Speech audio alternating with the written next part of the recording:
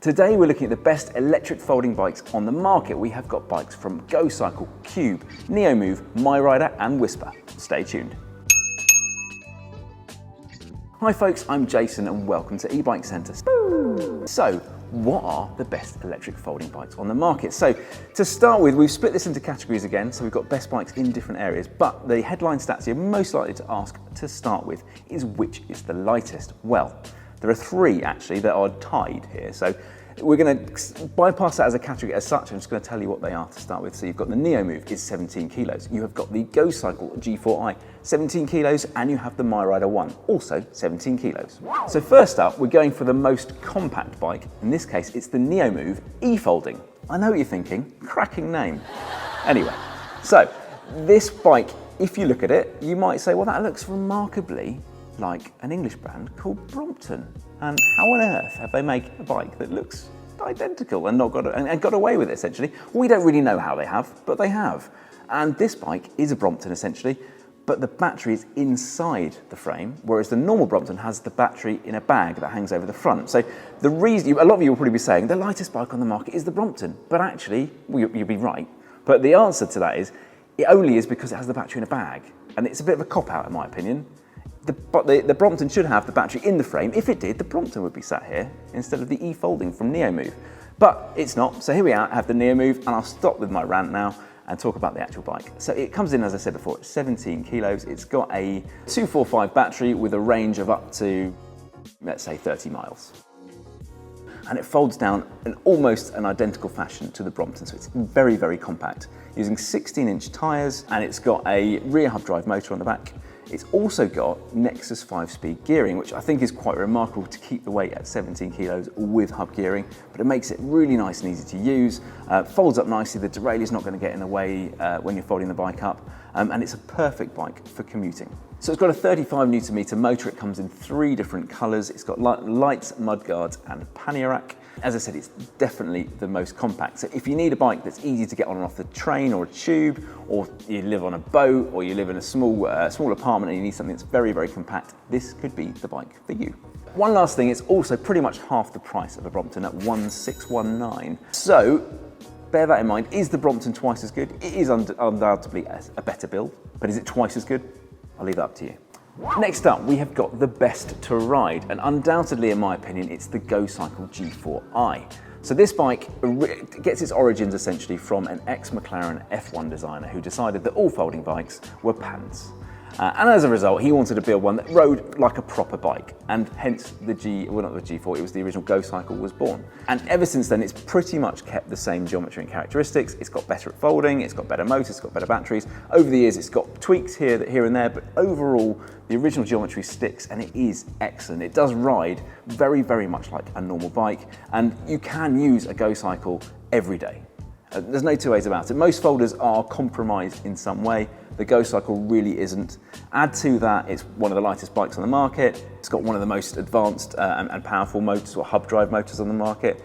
It's got traction control in that motor, which hub drives generally don't, which has enabled them to put it on the front of the bike, which means that you're driving the rear, the bike's driving the front wheel, so you've almost got like a two-wheel drive bike going on. The frames are made of a mixture of alloy, carbon, plus magnesium wheels, which obviously aid in the lightweight. The quality of the fold, the quality of the build and the frame, everything is significantly better than pretty much anything else on the market. Add to that, it's got a 375 battery, which means your range is going to be probably up to 50 miles at the top end. It does obviously depend how you ride it. And the last thing to say, well, it looks awesome, frankly, to go with it. So if you want the bike that rides the best, go for the gocycle. Next up, we've got the best mid-drive folding bike. In this case, we've got the Cube Fold Hybrid 500. So most folding bikes don't have mid-drive motors. They've got motors either in the rear or front wheel because of how they fold.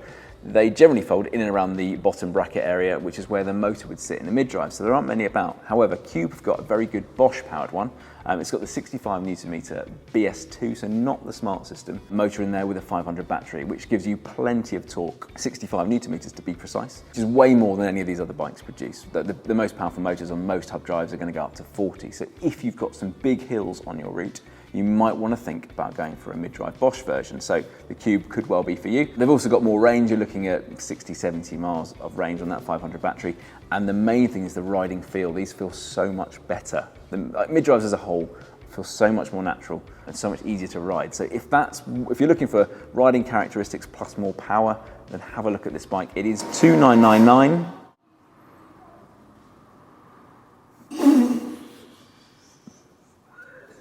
It's $2,999. It's also got Nexus 5-speed hub gearing as well, so it's very, very easy to use, low maintenance, and as I said before, with the new Neo Move bike as well, that is so much easier when you've got a folding bike. You don't have the derailleur in the way, you're less likely to drop the chain or get it caught as you're opening or folding the bikes. So yeah, the Cube is a very good all-rounder. If you're looking to spend a little bit more money and you want that mid-drive power, the Cube could be for you. Oh, only downside is it's 25 kilos, so it is nearly 5 kilos more than the lighter folding bikes, and obviously another 8 kilos lighter than, so heavier than something like the gocycle, for instance. Hope you've enjoyed the content so far. I'd be really grateful if you could like and subscribe. Next up, we've got the best low step bike. So this bike is particularly useful for those that don't want to, or they either can or don't want to throw their leg over the bike. So traditionally, obviously most bikes have crossbars, and most folders have a mid step, let's say, fold in the bikes. So they kind of sit halfway between a crossbar and a low step. Whereas Whisper,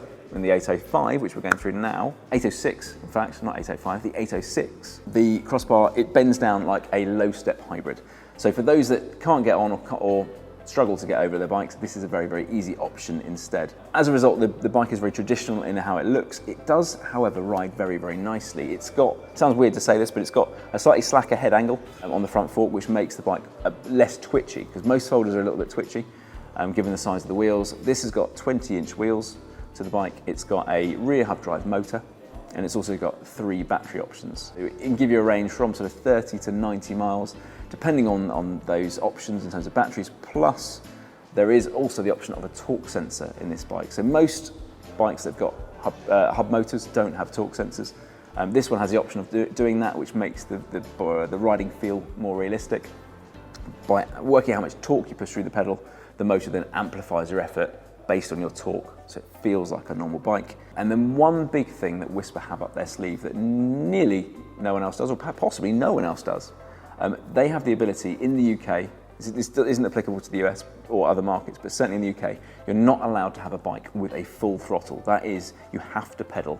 And all electric bikes in the UK, except for Whisper, because they found a way around it, they get their bikes MOT'd by the DVSA. So you get a nice little DVSA signed certificate, MOT certificate with your bike, which allows you to ride the bike on the roads with the throttle only, so you don't have to pedal. So if you have mobility issues, this bike really could be the one for you. If you're not able to pedal, or you struggle to pedal for any significant distance, this bike would fill the gap rather than buying a moped or a scooter. So once you've got your MOT certificate, you don't need to get it renewed. You don't need specific insurance to be on the road. You don't need full face helmets, anything like that. It's just a normal bike at this point, but you don't have to pedal, which is how your bike started in the first place.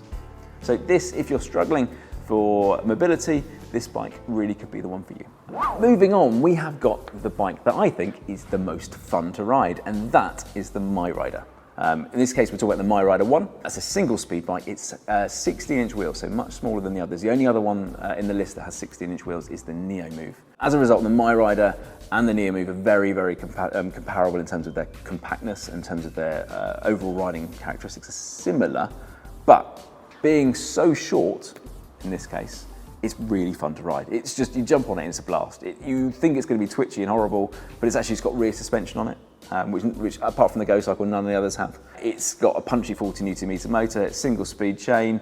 Just get on it and go. It's just fun. Like if you want something that you don't have to think about, you're only going to use it to, let's say you've got a caravan and you want something to nip to the shops and you don't really care. Or frankly, I say that if you've only got a caravan, we've got loads of customers who have them in their motorhomes and caravans and do loads of miles on them, and they say how fun they are and how capable they are. You can stick bigger tyres on them, so they'll do more rugged terrain. But overall, they're just brilliant fun. They fold really easily. They are remarkably similar to another bike in terms of design. So I think they may have had a few design tips there from somewhere else, but they're just fun, they're easy, they're quick, they're light, they're compact, they've got loads of fun colours, It's a really good option. If you don't need the bike to have loads of bells and whistles, go for the My Rider. It'll put a smile on your face. And do you know what else will put a smile on your face? Come in to see us in store. So if we don't see you in the next video, we will see you in store. Don't forget to like and subscribe.